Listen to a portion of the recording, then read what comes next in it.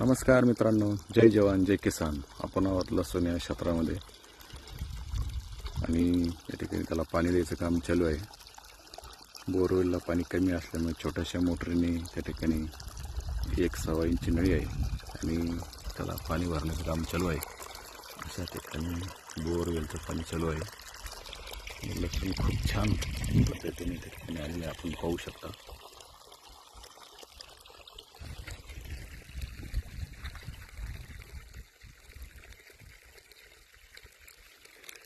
इकडचे वाफे आपण त्या ठिकाणी भरले आहे त्याच्या अगोदर.